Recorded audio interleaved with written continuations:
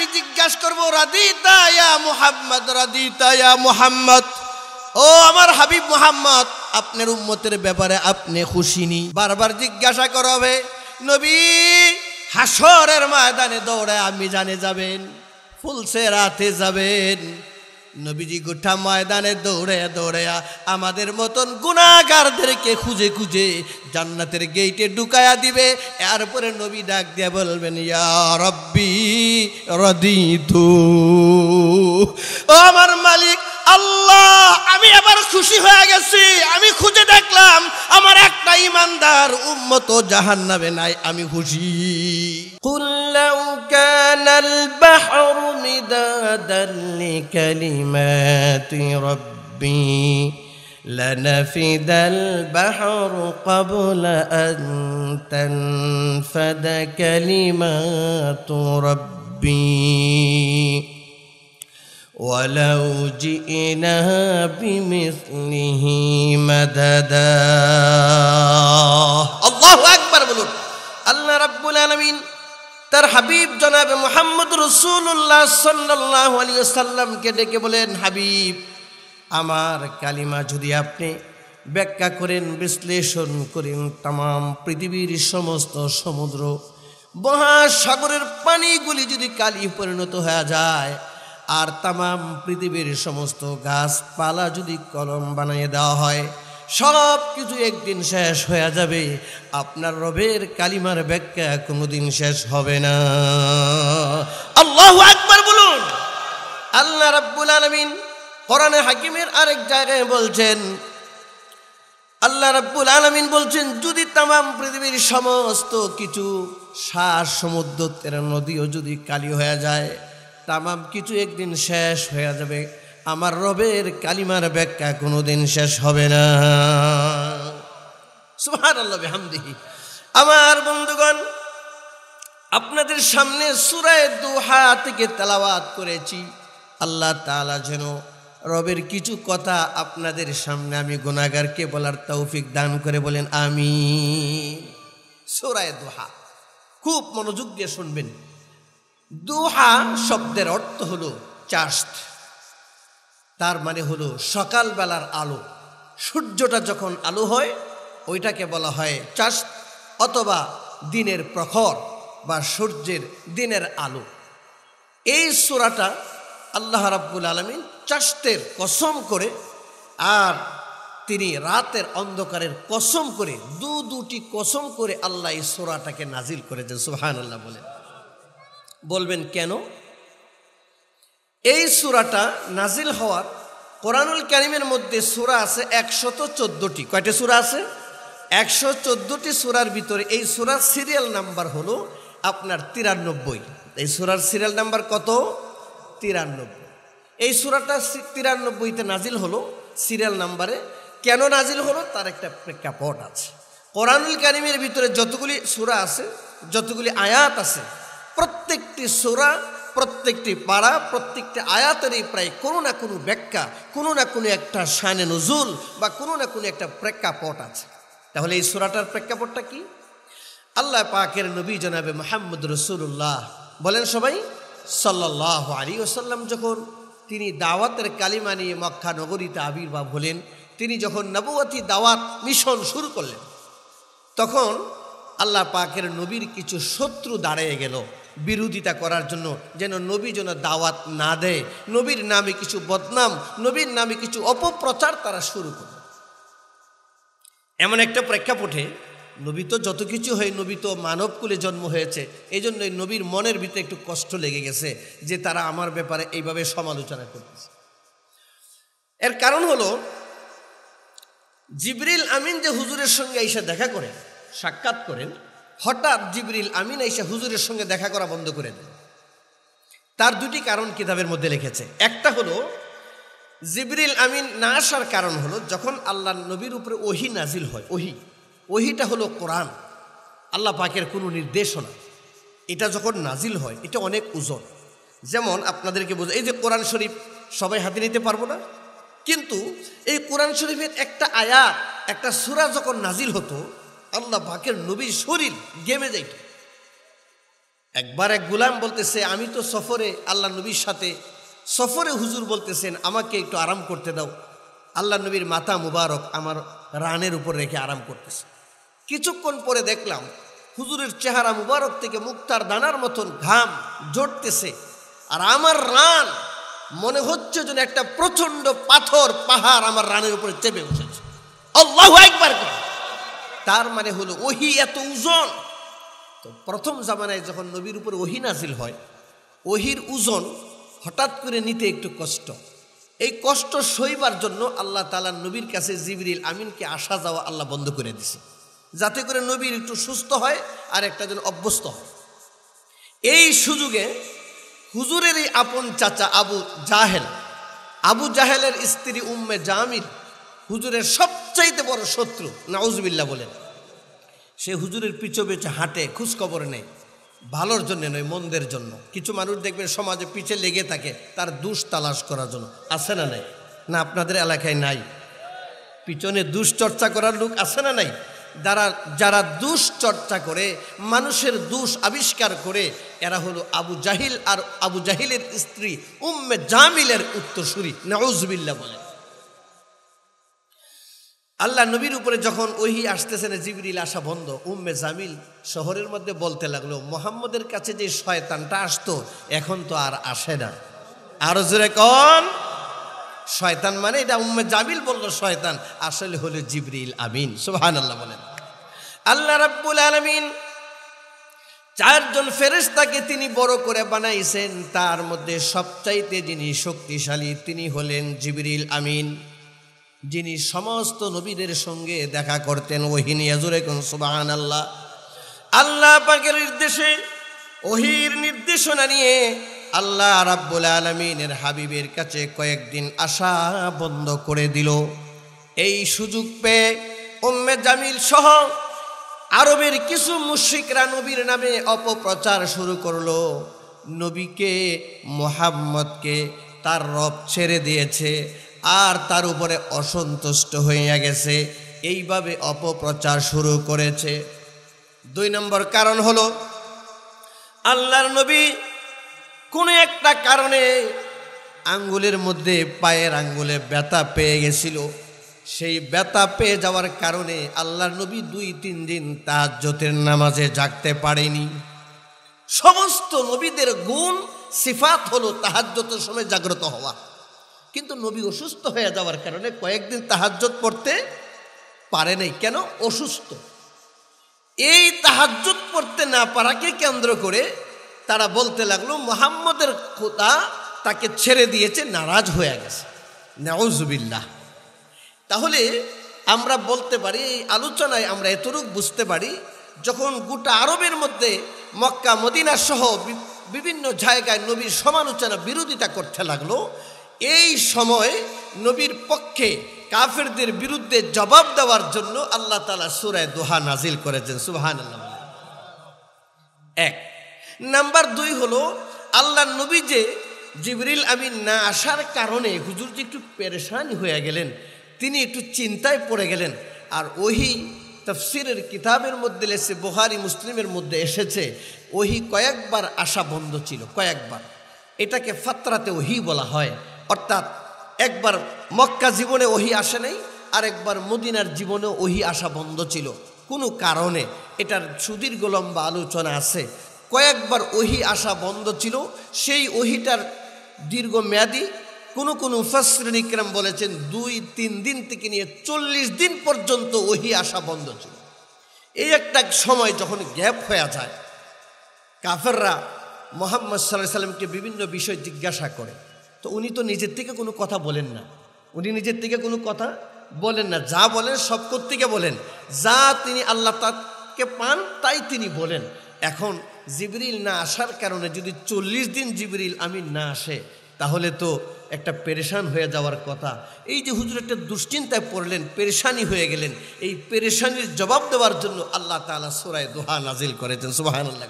তাহলে আমরা বলতে পারি সূরা দোহা নাজিল হয়েছে মুশরিক কাফেরদের জবাব দেওয়ার জন্য, প্রতিবাদ করার জন্য, আরেকটা বলতে পারি, এই সূরা সংক্ষিপ্তভাবে বলতে পারি নবীকে সান্ত্বনা স্বরূপ আল্লাহ সূরা দুহা নাজিল করেছেন। সুবহানাল্লাহ। এরপরে আমরা যদি সূরার ভিতরে আলোচনায় ঢুকবো, যখন সূরার ভিতরে 3টা পার্ট আছে। কয়টা পার্ট আছে? একটা পার্ট হলো, যেহেতু তাফসীর ভিত্তিক আলোচনা করা দরকার, সেই জন্য আমি তাফসীর ভিত্তিক আলোচনাগুলি আপনাদেরকে করতেছি, শুনলে মজা পাবেন। তাহলে প্রথম পার্ট যদি আমরা আলোচনা করি, সূরা দুহার মধ্যে প্রথম আমরা পাবো এইটা হলো কাফেরদের প্রতিবাদমূলক কিছু কথা। প্রথম হলো প্রতিবাদ স্বরূপ। 2 নাম্বার হলো আল্লাহ রাব্বুল আলামিন নবীকে আল্লাহ তাআলা কিছু নিয়ামত দান করেছেন। এনাম 3টা আয়াতের ভিতরে আমরা পাবো কিছু নিয়ামতের আলোচনা। এরপরের 3য় ধাপে আমরা পাবো আল্লাহ নবীকে আল্লাহ রাব্বুল আলামিন কিছু নির্দেশনা দান করেছেন, কিছু ফরমান দিয়েছেন, কিছু আমল দিয়েছেন। কারণ হলো কি জানেন, আপনার জীবনের যা কিছু হয় সর্বশেষ আমল নিয়ে আপনাকে পরপারে দাঁড়াইতে হবে। কথা বলেন ঠিক কিনা? দেখবেন মানুষ জীবনে চাকরি করে, ব্যবসা করে, জীবনের শেষ জীবনে আইসা হজে যায়, শেষ জীবনে আইসা তবলিগে যায়, শেষ জীবনে আইসা কোনো আল্লাহওয়ালা পীর সাহেবের দরবারে যায়, শেষ জীবনে আইসা দাড়ি রাখে, শেষ জীবনে আইসা পাঞ্জাবি পরে, শেষ জীবনে আইসা নামাজ পড়ে, যে জীবন বহুত হইছে আর নয় এখন কিছু আমল করি। কথা বলেন ঠিক কিনা? এটা কোরআনের নির্দেশনা। আল্লাহ নবীকে 3য় স্টেপে আল্লাহ কিছু আমলের কথা বর্ণনা করেছেন। আমি এবার আলোচনায় ঢুকতেছি, বলেন আলহামদুলিল্লাহ। আল্লাহ যেন তৌফিক দান করেন। এবার আসুন, তাহলে আমরা 2টা কথা বলতে পারি, এক হলো কাফেরদের প্রতিবাদ, আরেক হলো নবীকে সান্ত্বনা স্বরূপ। নবীকে কি সান্ত্বনা?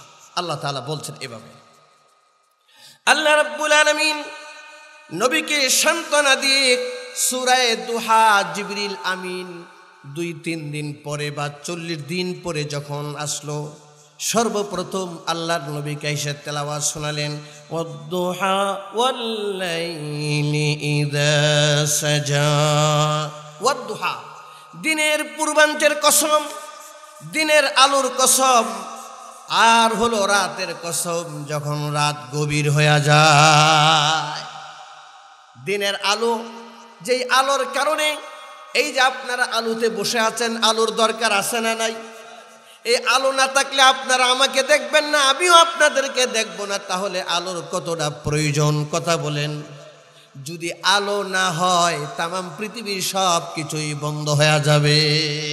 এই জন্যই তামাম পৃথিবীর সব চাইতে যেই জিনিসের প্রয়োজন, ওই প্রয়োজন বস্তু আলোর কসম করে বলছেন ওয়াদ-দুহা, দিনের আলোর কসম আর রাতের কসম। রাত যখন গভীর হয়ে যায়, ওয়াল-লাইলি ইযা সাজা। সাজা মানে অন্ধকার। আমার বন্ধুগণ, রাতের অন্ধকারের কথা কেন বলা হলো? আপনি যতই চাকরি করেন, ব্যবসা করেন, যতই টাকা পয়সা কামাই করেন, আপনার আরামের দরকার আছে না নাই? আর আরাম তো তখনই হবে যখন অন্ধকার হবে। লাইট অফ করে দিবেন, সূর্যটা থাকবে না, ঘরের বাল্ব থাকবে না, সব অফ করে দিবেন, নীরব নিস্তব্ধ, আপনার আরামে ঘুম হবে। এই অন্ধকারের ভিতরে 2টা দিক আছে। ওই অন্ধকারের ভিতরে আমার নবী তাহাজ্জুদের জন্য দাঁড়ায় যায় মালিকের প্রেম নিবেদনের জন্য। আল্লাহু আকবার। আবার পৃথিবীর কিছু কিছু আল্লাহওয়ালারা গভীর রাত্রে দাঁড়িয়ে যায়, ওনাদের কাছে গভীর রাত, অন্ধকারটা বড় নিয়ামত। এই সময় আল্লাহর প্রেম অর্জন করা যায়। কথা বলেন ঠিক কিনা? আবার আপনারাও সারাদিন ক্লান্ত শ্রান্ত হয়ে আরামের জন্য ঘুমায়া যান। তাহলে উভয়ের জন্যই রাতের অন্ধকার বড় উপকারী এবং প্রয়োজন। আল্লাহ রাব্বুল আলামিন ঠিক রাত আর দিনের গভীরতাকে নিয়ে 2টি কসম করে, আল্লাহর কসমের কোনো প্রয়োজন নাই। আছে নাকি বলেন? ও বন্ধু, মানুষও কসম খায়, ব্যবসায়ী তার টেবিলের কসম খায়, ক্যাশের কসম খায়। কথা বলেন ঠিক কিনা? স্বামী স্ত্রী যখন ঝগড়া হয়, দেখবেন যখন মিট করা যাচ্ছে না স্বামী স্ত্রী, যে দুর্বল হয় তখন দেখবেন বাচ্চার মাথায় হাত দিয়ে কসম খায়। আছে না? আরো জোরে কোন? বাচ্চার মাথায় কসম দেওয়া যদিও জায়েজ নাই, বুঝাইতে চাইতেছি, কারণ ওই স্বামী স্ত্রী 2জনের ভিতরে বাচ্চা সবচাইতে গুরুত্বপূর্ণ। ব্যবসায়ীর কাছে তার ক্যাশটা, ব্যবসার ক্যাশটা বড় গুরুত্বপূর্ণ। কথা বলেন ঠিক কিনা? আমার বন্ধুগণ, এই পৃথিবীর মানুষের কাছে দিন এবং রাত দুটি গুরুত্বপূর্ণ, আল্লাহর কাছে কোনোটাই প্রয়োজন নাই, কোনোটাই গুরুত্ব নাই, কারণ তিনি হলেন মালিক। কথা বলেন ঠিক কিনা? আরো জোরে কোন ঠিক কিনা? ওয়ালিল্লাহি মুলকুস সামাওয়াতি ওয়াল আরদি ইয়াখলুকু মা ইয়াশা। এই আসমান আর জমিনের মালিক কে? একচ্ছত্র মালিক তিনি। যাকে চান তাকেই তিনি বানান। কথা বলেন ঠিক কিনা? যাকে চান তিনি মাল দেন, যাকে চান তিনি ফকির বানান, যাকে চান তিনি ক্ষমতায় বসান, যাকে চান তিনি আবার ক্ষমতা থেকে নামায়া দেন। আর জোরে কোন ঠিক কিনা? তাহলে সমস্ত কিছুর মালিক কে? আল্লাহ তাআলা বলছেন, তাবারাকাল্লাযী نزل الفرقان على عبده ليكون للعالمين نذيرا। আল্লাহু আকবার। তিনি তার রববিয়তের কথা, তার একত্ববাদের কথা বিভিন্ন ভাবে তিনি ব্যক্ত করেছেন। তার জন্য কোনো কিছুই প্রয়োজন নাই, তিনি সব কিছুর থেকে গানি। আল্লাহু আকবার। তাহলে কি রাত আর দিন আমাদের প্রয়োজন? তাই আমাদের প্রয়োজন বস্তুকে আল্লাহ কসম করে বুঝাতে চাইলেন, হাবিব আপনি এদেরকে বলে দিন কি, মা ওয়াদ্দাআকা রাব্বুকা ওয়া মা ক্বালা। না, আপনি এদেরকে বলে দিন, আমার রব, আমার হাবিব আপনি বলে দিন, আমার রব অর্থাৎ তোমার রব তোমাকে ছেড়েও দেয় নাই, আর তোমার প্রতি তিনি নারাজ হয় নাই। সুবহানাল্লাহ। আমার হাবিব আপনার প্রতি, আপনার রব আপনার প্রতি বিরূপ নয়, আপনাকে তিনি পরিত্যাগ করে নাই। কসম করে বলছেন, কতটা গুরুত্ব বুঝাইতে চাইছেন। আল্লাহু আকবার কোন। এরপরে শুনুন, শুধু তাই নয়, ওয়ালাল আখিরাতু খায়রুল লাকা মিনাল উলা। আল্লাহু আকবার কন্যা। রবের কালাম কত সুন্দর করে বলছেন, ওয়ালাল আখিরাতু খায়রুল লাকা মিনাল উলা। দুটি তাফসীর হয়েছে। এক হলো আপনার জন্য ইহকালের জীবনের চেয়ে পরকালের জীবন কল্যাণ। আরেক তাফসীর হলো আপনার বিগত সময় যেটা ওহী আসে নাই, যদিও আপনার বিরুদ্ধে সমালোচনা করেছে, এর চেয়ে যতদিন যাবে আপনার বিগত প্রতিটা সময়ের চেয়ে, প্রতিটা মুহূর্তের চেয়ে সামনের প্রতিটা মুহূর্ত আপনার জন্য আপনার রব উত্তম করে দিয়েছে। অর্থাৎ আপনার বিগত সময়ের প্রতিটা মুহূর্তের চেয়ে সামনের প্রতিটা সময়, প্রতিটা মুহূর্ত শ্রেষ্ঠ। জুড়ে কন্যা সুবহানাল্লাহ। আপনারা খুব খেয়াল করে বুঝেন। অর্থাৎ আমরা একটা কথা বলি, সমাজে দেখবেন একটা কথা আছে, কয় ভাই যায় দিন ভালো যায়। কথা বলেন না কেন? এরকম বলেন কিনা আপনারা? খুব খেয়াল করবেন। যায় দিন ভালো যায়, আসে দিন খারাপ। তাহলে নবীর ক্ষেত্রে আল্লাহ তাআলা বুঝাই দিলেন, না, ওয়ালাল আখিরাতু খায়রুল লাকা মিনাল উলা। আল্লাহু আকবার। ওগো নবীজি, আপনার পিছনের জিন্দেগির চেয়ে, আপনার বিগত সময়ের প্রতি মুহূর্তের চেয়ে সামনের প্রতি মুহূর্ত শ্রেষ্ঠ।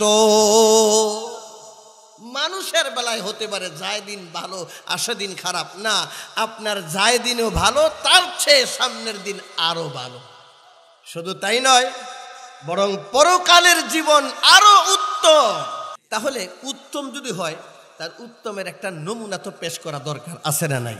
আল্লাহ তাআলা ওই আয়াতের মধ্যে 4 নম্বর আয়াতে, 5 নম্বর আয়াতের মধ্যে আল্লাহ তাআলা নমুনা হলে আপনার জন্য যে সামনের সময়টা ভালো, এটা কি? আল্লাহ রাব্বুল আলামিন পরের আয়াতে বলতেছেন, ওয়ালা সাউফা ইউতিকা রাব্বুকা ফাতারদা। ওগো নবীজি, আপনার রব আপনাকে এত পরিমাণ নাজ নিয়ামত দান করবে, এত পরিমাণ দিবেন, এত পরিমাণ দান করবেন, আপনি খুশি হইয়া যাবেন। জোরে কন্যা সুবহানাল্লাহ। আল্লাহর নবী কোন একদিন সাজদায় পড়ে কাঁদতেছেন। বুখারী শরীফের মধ্যে, মুসলিম শরীফের মধ্যে আসছে আল্লাহর নবী সাজদায় পড়ে কাঁদেন। জোরে করেন না সুবহানাল্লাহ। নবীজি সাজদায় পড়ে কাঁদেন। রাতের বেলা লম্বা লম্বা নামাজ পড়েন। আল্লাহর কোরআনে নাজিল হয়েছে মা আনজালনা আলাইকাল কুরআনা লিতাশকা। আল্লাহর নবী এত লম্বা লম্বা নামাজ পড়েন রাতের বেলা, হুজুরের পা মোবারক ফুলে যায়। যেই নবীর পায়ের মধ্যে, গায়ের মধ্যে মশা মাছি বসা হারাম। সূর্যের আলো লাগা নিষেধ। সূর্যের তাপ লাগলে নবীর কষ্ট হবে, সেই জন্য আল্লাহ তাআলা নিষেধ করে দেন। বৃষ্টি দিয়া আল্লাহ তাআলা হেফাজত করেন, মশা মাছি নবীর গায়ে বসে না। নবীজি সাজদায় পড়ে কাঁদেন। রাতের বেলা লম্বা লম্বা নামাজ পড়েন। আম্মা জান আয়েশা রাদিয়াল্লাহু তাআলা আনহা বলেন, ইয়া রাসূলুল্লাহ, আপনার জিন্দেগির আগের গুনাহ মাফ আর আপনার জীবনের পরের গুনাহ মাফ, গুনাহ বলতে কিচ্ছু নাই, এত কষ্ট কেন করেন? আল্লাহর নবী বলেন, আয়েশা রে, আফালান আকুনু আবদান শাকুরা। আমার নবী, আমার আয়েশা রে শুনো, আমার মালিক আল্লাহ রাব্বুল আলামিন আমাকে বিশ্ব নবী বানাইয়াছেন, আমাকে রাহমাতুল লিল আলামিন বানাইয়াছেন, আমার উপরে কোরআন নাজিল করেছেন।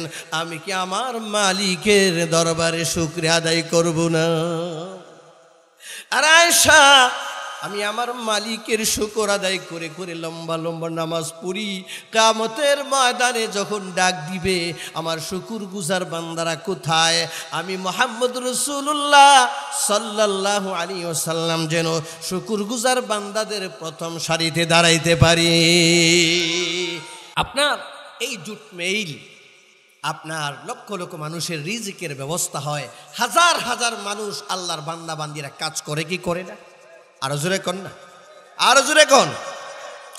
আমার ভাইয়েরা, এই জুট মেইলের প্রশংসা আপনাকে করতে হবে, কারণ এটা আপনার রিস্কের জায়গা। কোনোদিন কোনো কারণ যদি কোম্পানি ফ্যাক্টরি ত্রুটি করার কারণে আপনার কোম্পানির কোনো একটা জিনিস আপনাকে খেয়ানত করা যাবে না।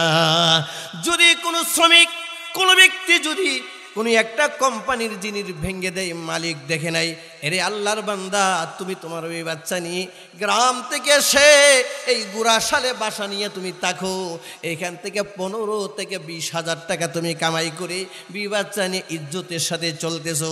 একটু উল্টা পাল্টা হওয়ার কারণে তুমি লাইটটা ভেঙে দিলা, মালিক দেখে নাই, কেউ তোমাকে বাধা দেয় নাই। কিয়ামতের দিন মালিকের দরবারে তোমাকে দাঁড়াইতে হবে। আমার বন্ধুগণ, আপনি আপনার আম্মা আব্বা আপনাকে জন্ম দিয়েছেন, যাই দিতে পারে বা না, আপনাকে তো জন্ম দিয়েছে, কথা বল ঠিক কিনা? ও বন্ধু, আপনার আব্বা আম্মার সঙ্গে কোনোদিন নাফরমানি করা যাবে না, বেয়াদবি করা যাবে না। আপনার আব্বা আম্মা দিতে পারুক বা না পারুক, সবচাইতে বড় নিয়ামত আপনার আব্বা আম্মা আপনাকে জন্ম দিয়েছেন। এই জন্য বন্ধুগণ, এইভাবে আপনার প্রত্যেকটা জায়গায় আপনাকে একজন একটা টাকা দিয়ে উপকার করলো, আপনি বলবেন আলহামদুলিল্লাহ। আপনাকে 1000 টাকা দিল, তাও বলবেন আলহামদুলিল্লাহ। হাদিস শরীফের মধ্যে আসছে, মাল্লাম ইয়াশকুরিন নাসা ওয়া মাল্লাম ইয়াশকুরিল্লাহ। যে মানুষের শুকর আদায় করতে পারে না, সে আল্লাহর নেয়ামতের শুকর আদায় করতে পারে না। নাউজুবিল্লাহ বলেন না। অর্থাৎ আপনার 2টা ডাল ভাতের ব্যবস্থা হয়, এই কোম্পানির কাছে আপনার মৃত্যু পর্যন্ত কৃতজ্ঞ। কথা বলেন দেখিরা। কিন্তু বিগত সময় আমরা লক্ষ্য করেছি, আল্লাহর নবীর আখলাক সিরত না থাকার কারণে বাংলাদেশে হাজার হাজার মানুষ অন্যায়ভাবে বহু কোম্পানি, বহুত ফ্যাক্টরি, বহুত বিল্ডিং ভেঙে চুরমার করে দিয়েছে। বহু জায়গায় ঘটছে কিনা এরকম ঘটনা। এটার একটাই কারণ, আল্লাহর কোরআনের মধ্যে আল্লাহ বলছেন, আমার হাবিব, ওয়ালা সাউফা ইউতিকা রাব্বুকা ফাতারদা। আপনাকে যে আল্লাহ নিয়ামত দান করেছেন, এত পরিমাণ দিবেন আপনি খুশি হইয়া যাবেন। আপনাকে কি দিয়েছে? আপনি ইরে মার্কেট করতে পারেছেন, সারা বছর আপনার খরচ চলছে তো। কথা বলেন ঠিক কিনা? আমার বন্ধুগণ, আল্লাহর নবী সাজদায় পড়ে কাঁদেন। এত পরিমাণ লম্বা সাজদা, চেহারা হুজুরের লাল হয়ে গেছে। আল্লাহ তাআলা জিবরিল আমিনকে পাঠায়া বলছেন, জিবরিল আমার হাবিবকে জিজ্ঞাসা করো এত লম্বা সাজদা কেন দেয়। আল্লাহু আকবার। আমি আপনাদেরকে জিজ্ঞাসা করি বাজান, আল্লাহর নবী সাজদায় পড়ে কেন কাঁদেন? আল্লাহ জানে কি জানে না? আরো জোরে কর না, সবাই বলেন। আল্লাহ রাব্বুল আলামিন আল্লাহ তাআলা বলছেন, ইয়ালামু খাইনাতাল আ'য়ুনি ওয়া মা তুখফিস সুদূর। ও বান্দা, তোমার হৃদয়ের ভিতরে, তোমার অন্তরের ভিতরে কি গুজরায় পৃথিবীর কেউ জানে না, আমি আল্লাহ রাব্বুল আলামিন জানি। গাড়িতে বসে, বাসায় বসে জানালার ফাঁক দিয়া কোন দিকে, কোন বাড়ির নারীর দিকে তাকায় আছো, কোন বাচ্চার দিকে তাকায় আছো, কোন মানুষের দিকে তাকায় আছো, চোখটা বাঁকা করে। তোমার বন্ধু, তোমার স্ত্রী না বুঝলেও আমার আল্লাহ বলেন আমি বুঝি। কথা বলেন না, আল্লাহ জানে কি জানে না? আপনি যে অন্তরের ভিতরে কি আছে না আছে কেউ জানে না, কিন্তু কে জানে? আল্লাহ জানে। আমার বন্ধুগণ, নবী সাজদায় পড়ে কাঁদেন, আমার আল্লাহ জানে কি জানে না? আল্লাহ বলছেন, ওয়ালিল্লাহিল মাশরিকু ওয়াল মাগরিব। আল্লাহু আকবার। ফাআইনামা তুওয়াল্লু ফাসাম্মা ওয়াজহুল্লাহ। তামাম পৃথিবীর পূর্ব এবং পশ্চিম, উত্তর এবং দক্ষিণ, তামাম পৃথিবীর সব দিকে আমার মালিক সর্বদাই বিরাজমান। আল্লাহ সব জায়গায় আছে না রে? এখানেও আছে না নাই? আরো জোরে কর। আল্লাহ তাআলা বলছেন, মা ইয়াকুনু মিন নাজওয়া সালাসাতিন ইল্লা হুয়া রাবিউহুম ওয়ালা খামসাতিন ইল্লা হুয়া সাদিসুহুম ওয়ালা আদনা মিন যালিকা ওয়ালা আকফার ইল্লা হুয়া মাআহুম আইনামা কানু। আর জোরে কুন্না লিল্লাহি তাকবীর। আমার আল্লাহ তাআলা ডাক দিয়ে বলছেন, বান্দারে তোমরা দুইজন যেখানে, সেখানে তৃতীয় জন আল্লাহ হাজির। আল্লাহু আকবার। যেখানে তিনজন, চতুর্থ জন আল্লাহ, যেখানে চারজন, পঞ্চমে আল্লাহ তাআলা আছেন। কম হোক বা বেশি হোক, যে যেখানে, প্রত্যেকের সাথে মালিক আছে না নাই? তাহলে নবী সাজদায় পড়ে কাঁদেন, এটা কেন আল্লাহ জানে না? জানেন। তারপরও জিবরিল আমিনকে পাঠায়া বলছেন, জিবরিল যায় একটু জিজ্ঞাসা করো আমার নবী কেন সাজদায় পড়ে কাঁদেন। চেহারাটা একদম লাল হয়ে গেছে, মনে হয় যেন রক্ত একটু বের হয়ে যাবে। নবীজি কান্দেন, সাজদায় পড়ে কান্দেন। কান্দেন কি বইলা তাও তাফসিরের মধ্যে লেখা আছে। তাফসিরে ইবনে কাসিরের মধ্যে আল্লামা ইমাদউদ্দিন কাসির রাহমাতুল্লাহ আলাইহি লিখেছেন, আল্লাহর নবী সাজদায় পড়ে কাঁদলেন আর বলেন, ইয়া রাব্বি উম্মতি উম্মতি উম্মতি। আল্লাহর নবী সাজদায় পড়ে কাঁদলেন, আল্লাহ আমার গুনাহগার উম্মতের কি অবস্থা হাসরের ময়দানে হবে। হাসরের দৃশ্য মনে পড়ে নবীজি সাজদায় পড়ে কাঁদেন। জিবরিল আমিন আল্লাহ রাব্বুল আলামিনের পক্ষ থেকে এসে জিজ্ঞাসা করতেছেন, হাবিব আপনি কেন কাঁদেন? আল্লাহ জানতে চান। আল্লাহ রাব্বুল আলামিন জিবরিল আমিনকে পাঠিয়ে দিলেন। জিবরিল এসে জিজ্ঞাসা করলেন। এবার আল্লাহর নবী বললেন, আমি চাই আমার গুনাহগার উম্মতকে যেন আল্লাহ মাফ করে দেয়। এই জন্য কাঁদে। আমার বন্ধুগণ, আল্লাহর নবীকে আল্লাহ তাআলা সান্ত্বনা দিয়া বললেন, জিবরাইল আমার হাবিবকে মাথা উঠাইতে বলেন, ইরফা রাসাক, মাথা উঠাইতে বলুন। আমি আমার নবীর উম্মতের ব্যাপারে কিয়ামতের দিন সর্বোচ্চ এবং সবচেয়ে বেশি সুবিধাজনক সুযোগ করে দিব। আল্লাহ রাব্বুল আলামিন কোরআনের ভিতরে সূরা দুহার 5 নম্বর আয়াতের মধ্যে আল্লাহ কথাগুলি নোট করে দিলেন, ওয়ালা সাউফা ইউতিকা রাব্বুকা ফাতারদা। আল্লাহ রাব্বুল আলামিন ডাক দিয়ে বলেন, হাবিব আপনার উম্মতের ব্যাপারে আমি সর্বোচ্চ সুযোগ আপনাকে দিব, অর্থাৎ আপনার উম্মতের ব্যাপারে আমি আপনাকে এত পরিমাণ সুযোগ দিব যে আপনি যতক্ষণ আপনি বলবেন আমার হয় নাই ওই পর্যন্ত আপনার উম্মতের সুপারিশ করার সুযোগ দেয়া দিব। এই আয়াতের প্রেক্ষাপটে আল্লাহর নবী ডাক দিয়ে বললেন, জিবরাইল আমার মালিককে জানিয়ে দাও, যেহেতু তিনি কোরআন শরীফের মধ্যে লিখে ফেলছেন ওয়ালা সাউফা ইউতিকা রাব্বুকা ফাতারদা, আমাকে সর্বোচ্চ উম্মতের ব্যাপারে খুশি করা হবে। আমি নবীও নিয়ত করে নিলাম আমার একজন উম্মত জাহান্নামে থাকতে আমি নবী খুশি হইব না।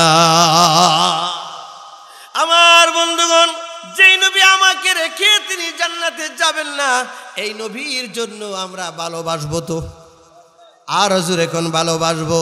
এই নবীকে ভালোবেসে আমরা নামাজ পড়বো তো, এই নবীর আখলাককে আমরা স্মরণ করবো তো।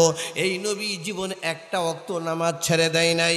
যে ব্যক্তি নবীর উম্মত দাবি করবে সে জিন্দিগিতেও নামাজ ছাড়তে পারে না।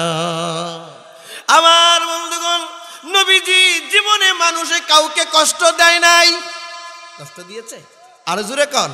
আমার বন্ধুগণ, একদিন আল্লাহর নবী একটা সফর থেকে মদিনার দিকে আসতেছে, এক ইহুদি নবীর সামনে দাঁড়ায়া হুজুরের সঙ্গে তর্ক করতেছে, হুজুরকে বলতেছে, মুহাম্মদ বিভিন্ন কথা বলতেছে, আর আল্লাহর নবী চুপ করে শুনতেছেন, ইহুদির দিকে তাকায় আছেন, একটা কথাও জবাব দেয় না। আবু বকর আসছে, হুজুরের বন্ধু তো, আবার হুজুরের শ্বশুরও, সুবহানাল্লাহ কন্যা। হযরত আবু বকর দাঁড়ায়া ইহুদিকে বললেন, ইহুদি তোমার এত বড় সাহস, হাজার হাজার মুসলমানদের নবীকে তুমি এভাবে কথা বলো, মুসলমানরা তোমাকে ছেড়ে দিবে না? এরকম বলি কিনা আমরা? আমার নেতারা কথা বলতো তোমাকে সাইজ করে দিবে, এরকম বলি কিনা আমরা? আবু বকর যখন বলল, ইহুদি তোমার এত বড় সাহস, আল্লাহর নবী সঙ্গে সঙ্গে আবু বকরকে ওখানে রাইখে তিনি আসতে চলে আসছেন মসজিদে নববীতে। আবু বকর মনটা খারাপ হয়ে গেল, আমি যার জন্য কান্দি সে তো আমার জন্য কান্দে না, একটা কথা আছে না নাই? আমি উনার পক্ষ হইয়া কথা বললাম, আবার উনি ইহুদির সামনে আমাকে একা ছেড়ে চলে আসছে। হুজুর কতক্ষণ পরে আয়েশা দেখে মসজিদে নববীতে মন খারাপ হয়ে বসে আছে। আবু বকর আয়েশা রাগ করবে, উল্টা দেখে নবী আবু বকরের উপরে রাগ। আবু বকর জিজ্ঞাসা করলেন, ইয়া রাসূলুল্লাহ আপনি আমাকে রেখে আসছেন, আমি আপনার পক্ষ হইয়া কথা বলছি। আল্লাহর নবী বলেন, আবু বকর তুমি জানো না আমি যা জানি, আমি নবী যা জানি তোমরা তা জানো না, আমি যা দেখি তোমরা তা দেখো না, আমি যা শুনি তোমরা তা শোনো না। আমাকে যখন ইহুদি গালি দেয়, কথা বলে, আল্লাহর রাব্বুল আলামিন আমার পক্ষ থেকে একজন ফেরেশতা নিযুক্ত করে দিয়েছে, ওই ইহুদির প্রতিটা কথা সে জবাব দিতেছে। জোরে কোন সুবহানাল্লাহ। একজন ফেরেশতা ওই ইহুদির কথার জবাব দিতেছে। যখন তুমি আয়েশা কথা বলছো, আল্লাহ তাআলা ফেরেশতার জবান বন্ধ করে দিয়েছে। আল্লাহু আকবার। এই জন্য এমন একজন নবী আল্লাহ তাআলা কোরআনের সূরা কালামের মধ্যে বলছেন, নুন ওয়াল কালামি ওয়া মা ইয়াসতুরুন মা আনতা বিনি'মাতি রাব্বিকা বিমাজনুন। আল্লাহু আকবার। কাফেররা নবীকে পাগল বলতেছে। কি বলতেছে? আল্লাহ তাআলা সূরা কলম নাজিল করেছেন। কলম মানে যেই কলমটা লেখে, আপনাদের বাচ্চারা লেখে কি লেখে না? অফিস আদালতে কলম আছে না নাই? স্কুল কলেজ ইউনিভার্সিটিতে মাদ্রাসায় কলম আছে না নাই? আল্লাহ তাআলা একটা কলম বানাইলেন, কলম দিয়ে আল্লাহ তাআলা পৃথিবীর সব কিছু তিনি লিখেছেন। কলম কত গুরুত্বপূর্ণ বিষয়, কথা বলেন। আমার বন্ধুগণ, আল্লাহ বলছেন আমি কলমের কসম খাইতেছি। কিসের কসম? কলমের কসম। আর মা ইয়াসতুরুন, কলম দিয়া যা লেখছেন, কলম দিয়া লেখছে, আপনাদের নামও লেখছে, কথা কন না? আপনার আব্বা আম্মার কথা লেখা আছে না নাই? আসমান জমিন হাসর নাসর দুজক বেহেশত সব কলম দিয়া লেখছে। আল্লাহ তাআলা বলছেন কলমের কসম, কলম দিয়া যা লেখা হয়েছে সবগুলির কসম করে বললাম আমার হাবিব আল্লাহ তাআলা আপনাকে নিয়ামত দিয়া ভরপুর করেছেন, আর আপনি পাগল নয়, যারা আপনাকে গালি দেয় তারাই পাগল। ইসলামের বিরোধিতা যারা করে তারাই পাগল, কথা বলেন ঠিক কিনা? ইসলামকে যারা ভালোবাসে এরা হলো নবীর বন্ধু, নবীর খাঁটি উম্মত, কথা বলেন ঠিক কিনা? কোরআন বলে দিয়েছেন যারা নবীকে গালি দেয়, যারা নবীর বিরোধিতা করে তারা হলো আবু জাহিল, উতবা, সাইবার উত্তরসূরি। আরো জোরে বলেন ঠিক কিনা? আর যারা আলেম উলামাকে মহাব্বত করেন, যারা কোরআনের তাফসীরকে মহাব্বত করে, যারা ইসলামী সম্মেলন দেয় তারা হলো নবীর খাঁটি উম্মত। আরো জোরে বলেন ঠিক কিনা? এটা হলো নবীর আখলাক। আল্লাহ রাব্বুল আলামিন এবার বলছেন ইন্নাকা লাআলা খুলুকিন আযীম। আল্লাহর নবী হলেন উত্তম মহান চরিত্রের অধিকারী। আল্লাহর নবীর চরিত্রটা কি ছিল? একজন রিকশাওয়ালা যদি চায় আল্লাহর নবীর আখলাকটা কেমন এটা ফলো করতে পারবে, একজন রাষ্ট্রপতি তিনিও চাইলে নবীর আখলাককে ফলো করতে পারবে। তবে কোরআন শরীফের মধ্যে একটা শর্ত দেওয়া হয়েছে। কি দেওয়া হয়েছে? কোরআন শরীফের 21 নম্বর পারা, হিফজুল কোরআন শরীফের 21 নম্বর পারা, সূরায়ে আহজাব, সূরায়ে আহজাবের 21 নম্বর পারা, হিফজুল কোরআন শরীফের 19 নম্বর পৃষ্ঠার শেষে সূরাতুল আহজাবের 21 নং আয়াতের ভিতরে, পারাও 21 আর আয়াতের নাম্বার কত? 21। ওই আয়াতের ভিতরে আল্লাহ রাব্বুল আলামিন দুইটা শর্ত দিয়েছেন।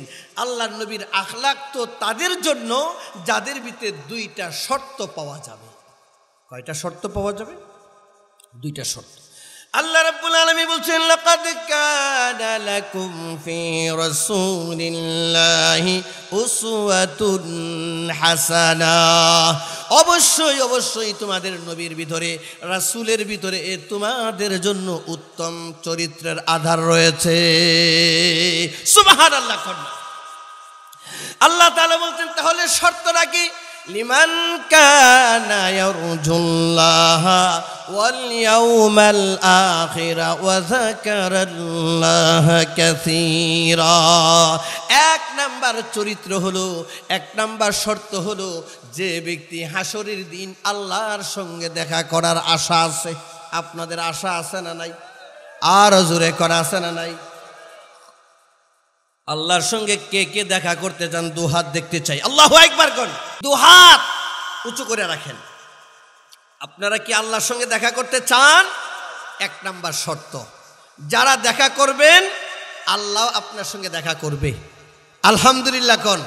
যারা দেখা করবে আল্লাহ তাআলার দিদার নসিব হবে, এরপরে তারা জান্নাতে ঢুকবে। জোরে কোন না সুবহানাল্লাহ বিহামদিহি। তাহলে আল্লাহর সঙ্গে দেখা করার আশা আছে তো? আল্লাহ যেন কবুল করে বলেন আমিন। মাঠটা ভরছে। দুই নাম্বার হলো যারা জিকির করে বেশি। তারা কি করে? আর জোরে কোন? জিকির করে। কি করে? এক নাম্বার হলো আল্লাহ তাআলার সঙ্গে যদি আপনি দেখা করতে চান তাহলে কি করতে হবে? আল্লাহ আরেক জায়গায় বলছেন কোরআন শরীফের 1 নম্বর পারা আপনার 4 নম্বর পৃষ্ঠায় আল্লাহ তাআলা সুন্দর করে আপনাকে বলছেন কিভাবে আপনাকে দেখা করতে হবে, কি গুণ থাকতে হবে।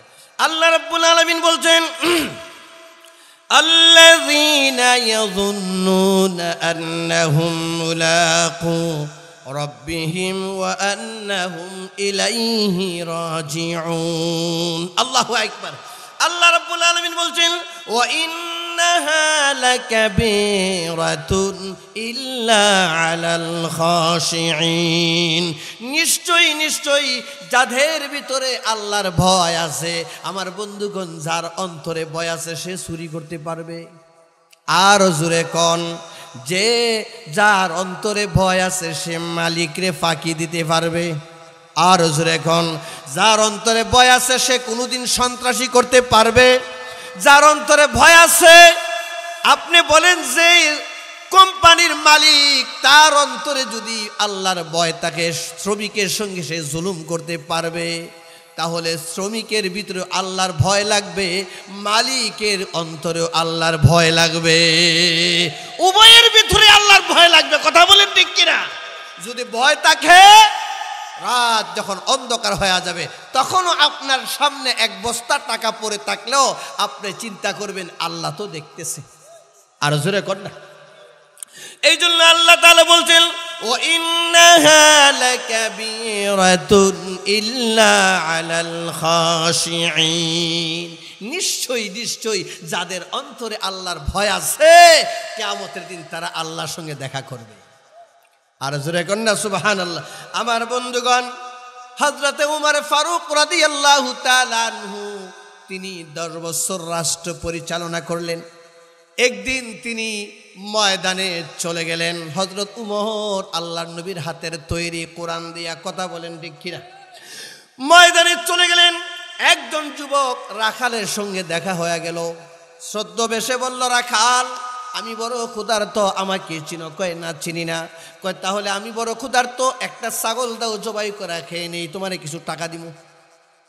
যুবক বলল, মিয়া এটা আমার মালিকের নিষেধ। কিসের নিষেধ? হযরত উমর বললেন, সমস্যা কি, তোমার এত কিছু টাকা দিয়ে দিব? কই মিয়া না, মালিক নিষেধ করছে, সম্ভব না। হযরত উমর আরেকটু আগায় বললেন, অসুবিধা কি, তুমি মালিক রে বলবা বাঘে খেয়ে ফেলছে, নানান কথা বইলা তুমি একটা ব্যবস্থা করো, আমি তোমার টাকা দিব। হযরত উমরকে ধমক দিয়া বলতেছেন, বেটা আমারে ছাগল বিক্রি করার জন্য টাকা দিবা, বাঘের কথা বলতেছো, তাল বাহানা করতেছো, নানান উদাহরণ দিয়ে আমার থেকে ছাগল নেওয়ার জন্য তুমি চাইতেছো।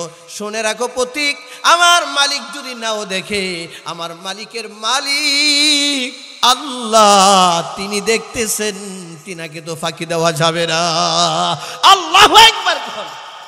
আল্লাহ রাব্বুল আলামিন সব সময় দেখতেছেন। আল্লাহ তাআলা কোরআনে বলছেন, আল্লাহ রাব্বুল আলামিন সব জায়গায় আছেন না নাই? আরো জোরে কোন, আরো জোরে কোন, আছে না নাই? এইরকম যদি প্রত্যেকটা মালিকের ভিতরে, প্রত্যেকটা শ্রমিকের ভিতরে আল্লাহর ভয় থাকে, আর কোনোদিন অন্যায় জুলুম হবে না।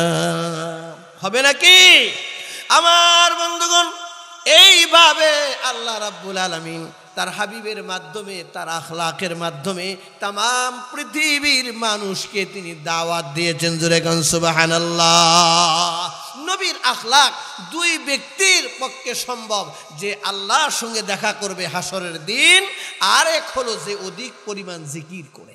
এখন তো আমরা জিকির করি না, জিকির করি না। জিকির করার জন্য কি ওযু লাগে? জিকির করার জন্য কি গোসল লাগবে? আপনি দোকানে আছেন, আপনি কোম্পানিতে ফ্যাক্টরিতে চাকরি করতেছেন, ডিউটি করতেছেন, আপনার জবান দিয়ে কত না গল্প করলেন, দুই একবার একটু সুবহানাল্লাহ পড়েন না, দুই একবার পড়েন না একটু লা ইলাহা ইল্লাল্লাহ, দুই একবার পড়েন না আস্তাগফিরুল্লাহ, দুই একবার পড়েন না আল্লাহু আকবার। আল্লাহ খুশি হইবে।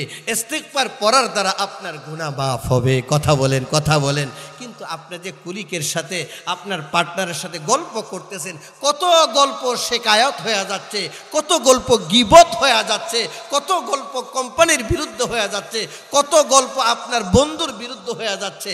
আপনি তো জানেন না, সব কিছুই তো আপনার রেকর্ডার ফেরেশতারা রেকর্ড করে ফেলতেছে। আর জোরে কোন ঠিক কিনা? এই জন্য আল্লাহ রাব্বুল আলামিন নবীর আখলাকের কথা বলছেন। নবী পাক সাল্লাল্লাহু আলাইহি ওয়াসাল্লাম সাজদায় পড়ে কাঁদছিল, মনে আছে আপনাদের? কেন কাঁদছে? আমার জন্য, আপনার জন্য। তিনি সাজদায় পড়ে কাঁদেন, প্রভু আমি তো দুনিয়ার থেকে চলে যাব, এই উম্মতের আমার জন্য মহাব্বত করবে, আমার উম্মতের আমার জন্য কান্না করবে, আমাকে দেখবে না, আপনি মেহেরবানি করে আমার উম্মতদেরকে মাফ করে দিবে। আল্লাহ রাব্বুল আলামিন জানায় দিলেন, কিয়ামতের দিন আপনাকে, আপনার উম্মতের ব্যাপারে আমি আপনাকে সুযোগ করে দিব, আপনি সেই সুযোগ কাজে লাগাবেন। সুযোগটা কি হাদিস শরীফের মধ্যে আসছে। হযরত উসমান বিন আফফান রাদিয়াল্লাহু তাআলা আনহু থেকে বর্ণিত, ইয়াশফাউ ইয়াউমাল কিয়ামা, কিয়ামতের দিন সুপারিশকারী হবে তিন শ্রেণীর লোক। কয়জন? এক নাম্বার হলো আল আম্বিয়া, নবী রাসূলরা তাদের উম্মতের জন্য সুপারিশ করবে। আল্লাহর নবী কিয়ামতের দিন আমাকে আমার উম্মতের ব্যাপারে সর্বোচ্চ সুযোগ দেওয়া হবে।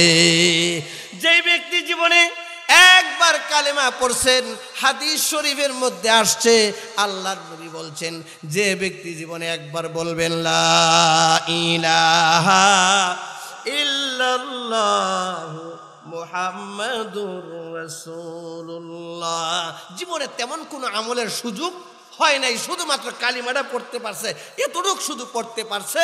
আল্লাহর নবী বলছেন জীবনের শেষ কালিমা যদি হয়ে যায় লা ইলাহা ইল্লাল্লাহ, আল্লাহর নবী বলছেন কিয়ামতের দিন আমি নবী সুপারিশ করে জান্নাতে নিয়ে যাব।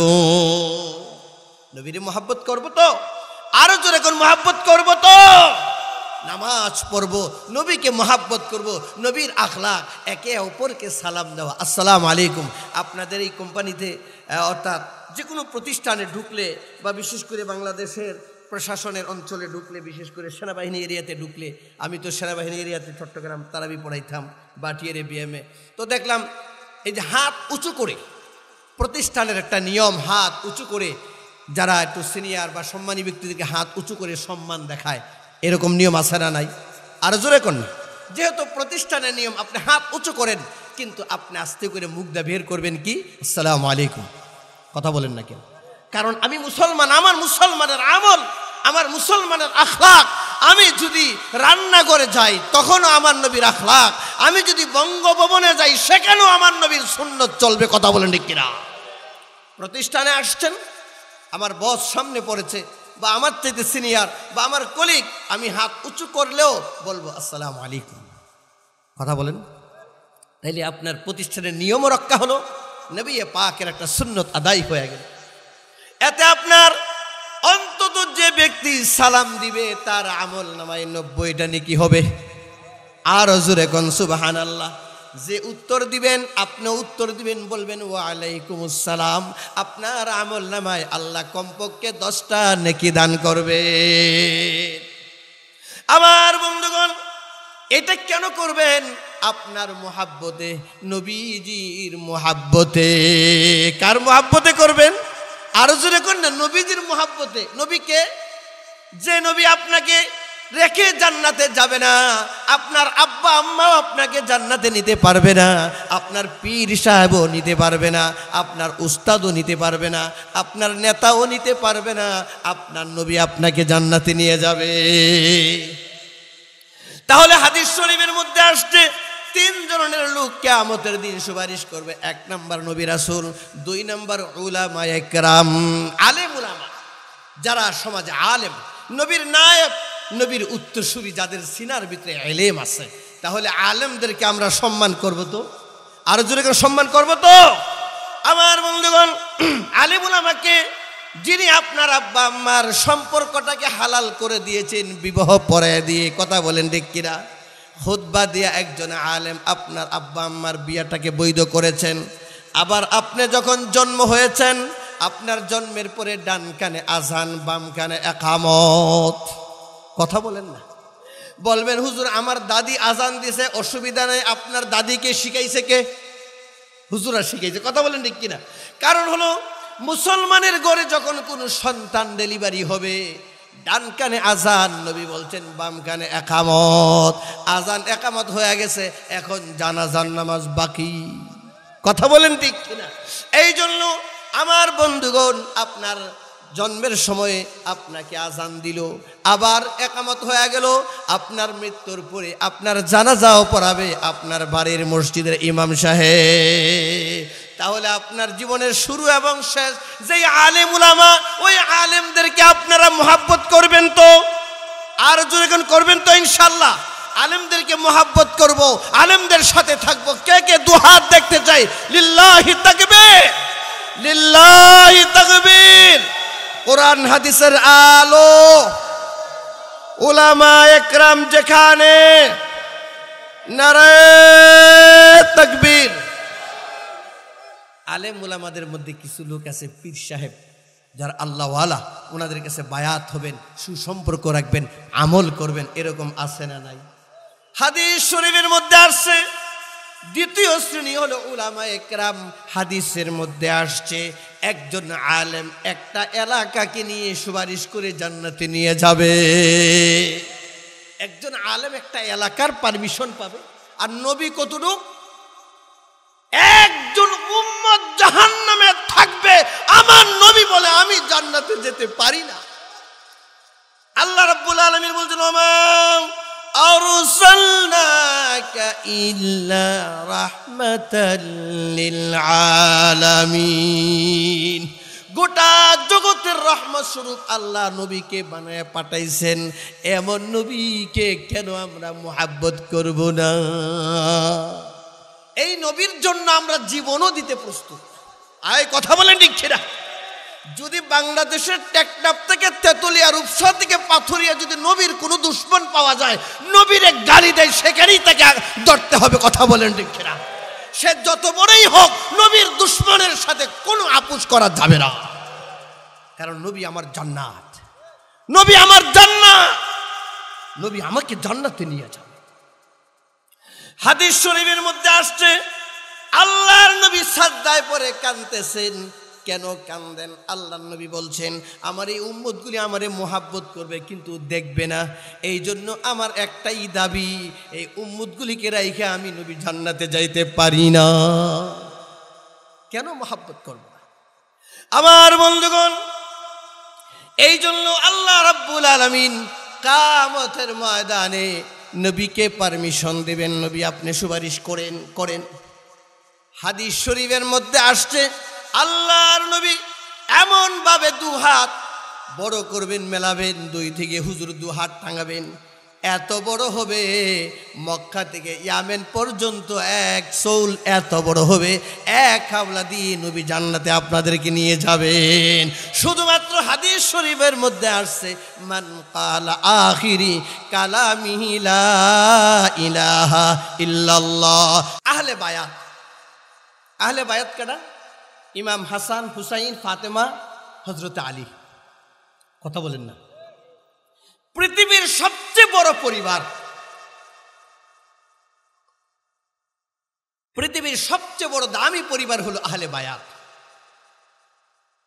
ইমাম হাসান, হুসাইন, হযরত আলী বলেন, কোরআন শরীফের দুটি আয়াত, একটা আয়াত হলো 24 নম্বর পারা, তাফসীরের কিতাবে লেখছে, ওই আয়াত যেদিন নাজিল হয়, আল্লাহর নবী পায়ের সামনের অঙ্গুলির উপরে ভর করে হাঁটতেছেন আর খুশি হইয়া আনন্দ করে হাসতেছেন। সুবহানাল্লাহ। সাহাবীরা জিজ্ঞেস করেন, ইয়া রাসূলুল্লাহ, আপনি কেন হাসেন? আজকে এমন একটি আয়াত নাজিল হইছে, আমার গুনাহগার উম্মত যে যত বড় গুনাহ করে তাদের জন্য মাফ করার অফার দিয়ে আল্লাহ একটা আয়াত নাজিল করছেন। নবী গো, আয়াতটা যদি আমাদেরকে একটু শোনাইয়া দিতেন। আপনারা শুনবেননি? আর জোরে কোন। আমার বন্ধুগণ, আল্লাহর নবী বড় আনন্দের সাথে গোটা কোরআনের যত আয়াত নাজিল হয়েছে ৬৬৬৬ আয়াতের মধ্যে এত খুশি হন নাই। আল্লাহর নবী এই আয়াতের মধ্যে যত খুশি হয়েছেন, আল্লাহর নবী বলছেন, এই মাত্র জিবরিল আমিন আমাকে এনে একটি আয়াত দান করেছেন। আয়াতটি হলো, قل يا عبادي الذين أسرفوا على أنفسهم لا تقنطوا من رحمة الله। ও আমার হাবিব, আপনি বলে দিন, আমার বান্দা বান্দিরা যত গুনাহ করে আমি আল্লাহর রহমতের দরবার থেকে যেন নৈরাশ না হয়। কত বড় গুনাহ করেছো, হাদিসে কুদসির মধ্যে এসেছে, ইন্না রাহমাতি সাবাকাত গাদাবি। আল্লাহু আকবার। অর্থাৎ আল্লাহ রাব্বুল আলামিনের রহমত, আল্লাহর নারাজি কাহারের চাইতেও বেশি, আল্লাহর রাগের চেয়ে, আল্লাহর গুসার চেয়ে আল্লাহর রহমতের দরওয়াজা আরো জোরে কোন বেশি। এই আয়াতের মধ্যে বলছেন, বান্দারে নৈরাশ হও না, যত গুনাহ করেছো আমি আল্লাহর কাছে মাফ চাও, আমি আল্লাহ তোমারে মাফ করে দিব। মুফাসসিরিন ইকরাম তাফসীরের কিতাবে লিখে, এই আয়াতের দ্বারা সবচাইতে বেশি নবী খুশি হয়েছেন, সাহাবীরা খুশি হয়েছেন।